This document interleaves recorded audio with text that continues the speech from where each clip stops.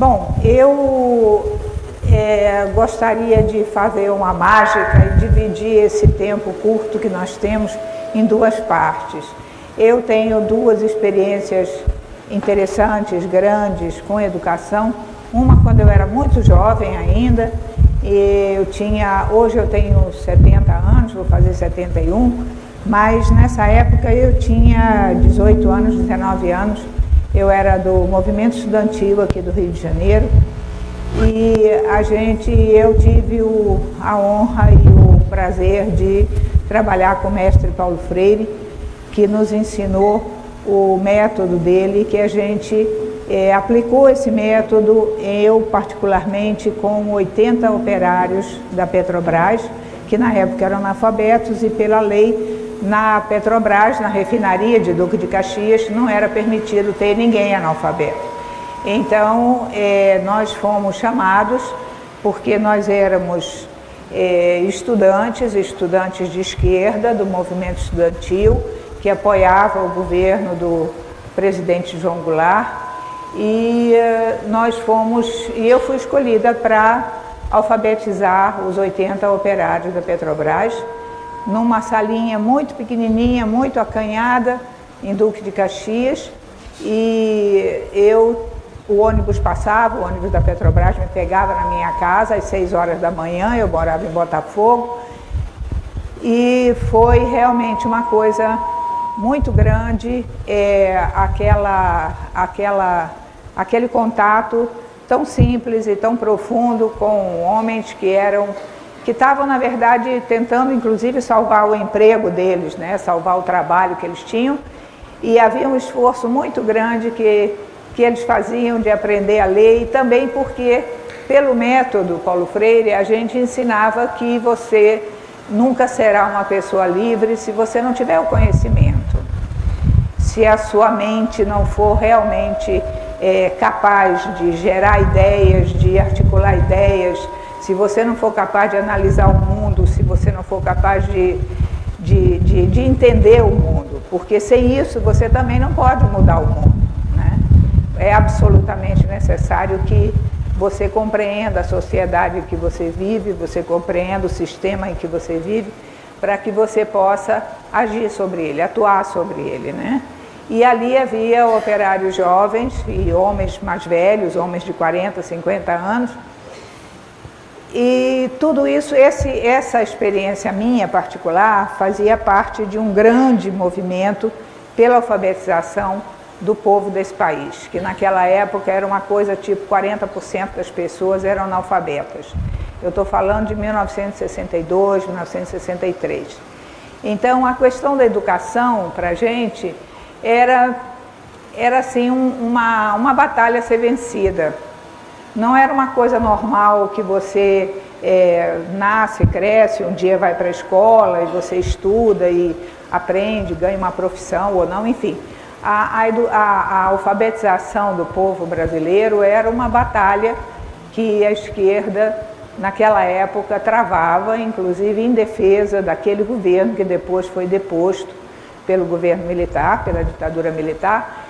Uma das bandeiras do governo do João Goulart era exatamente a educação do povo, para que ele pudesse pensar no mundo em que ele vivia, pensar na sociedade em que ele vivia e pudesse decidir o que eles queriam para o Brasil.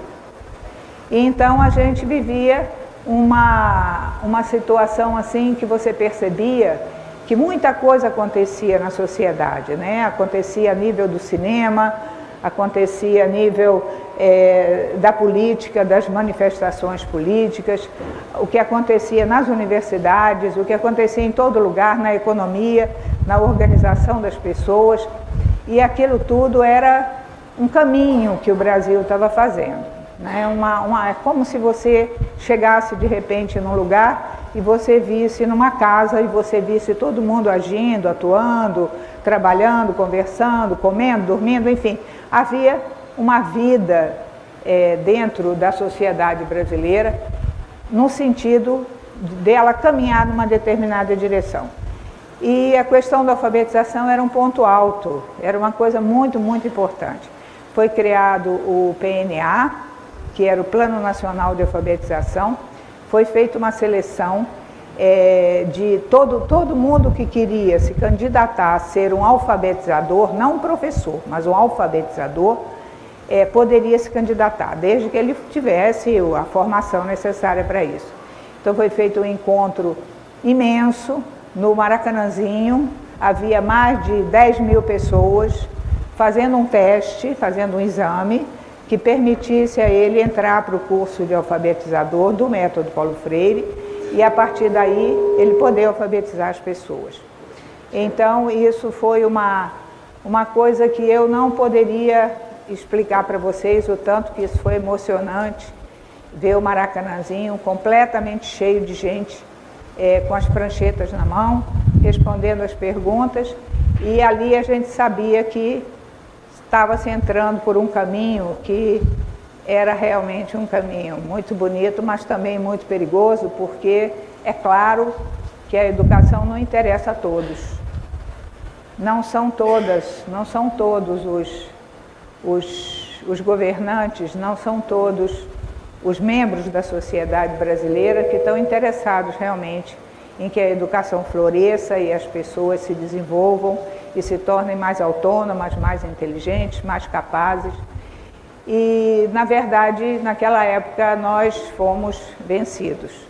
Paulo Freire foi ameaçado de prisão quando veio o golpe militar e os militares tomaram o poder. Então, o presidente da República foi embora, o Paulo Freire se exilou na Embaixada da Bolívia pelo fato de ser um educador, porque o Paulo Freire era católico, era um professor, e nunca foi mais que um professor, nunca foi perigoso, nunca foi uma ameaça para ninguém, mas ele tinha na mão uma arma poderosíssima, que era um conhecimento, uma ferramenta que permitiria que as pessoas aprendessem a ler muito rapidamente, né?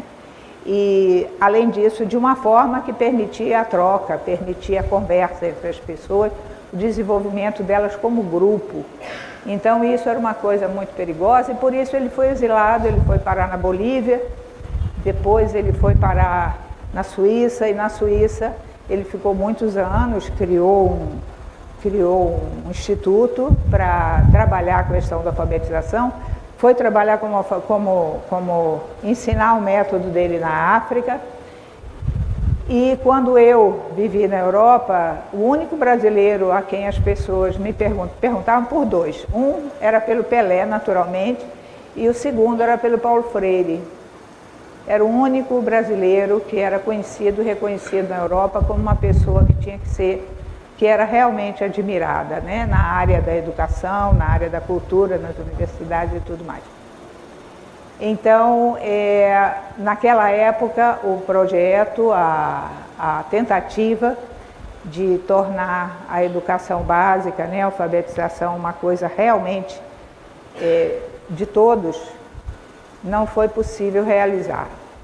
Mas o Paulo Freire voltou ao Brasil depois, como vocês todas sabem, né? E voltou a trabalhar aqui. E eu acho que, no final das contas, ele venceu a batalha.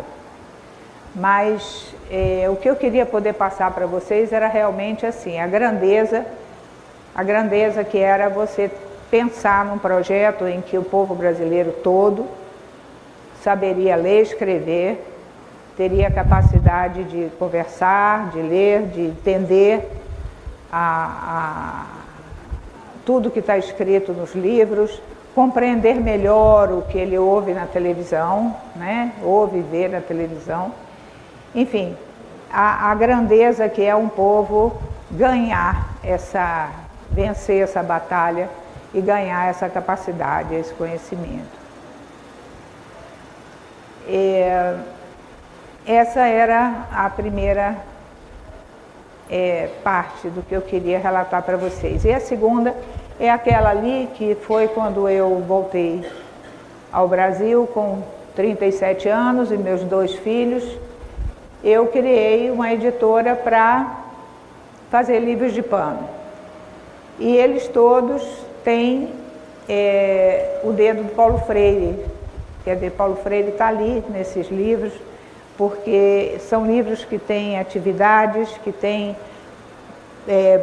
propostas, que têm perguntas, têm desafios para as crianças. Então, são livros em que eu consegui realizar de outra forma esse ideal de desenvolver, ajudar o desenvolvimento dos corações e das mentes, que é, na verdade, o que os professores fazem, né? Então, essa editora me ajudou a viver dos 37 anos, quando eu voltei ao Brasil, até hoje, e com ela eu criei meus filhos e tive uma satisfação enorme de criar materiais, criar objetos que vão para a sala de aula, vão para as bibliotecas, e que dão alegria e essa sensação de superação, de que eu sou realmente inteligente, de que eu realmente posso fazer, eu posso ser mais do que eu sou agora, né? Essa é a ideia.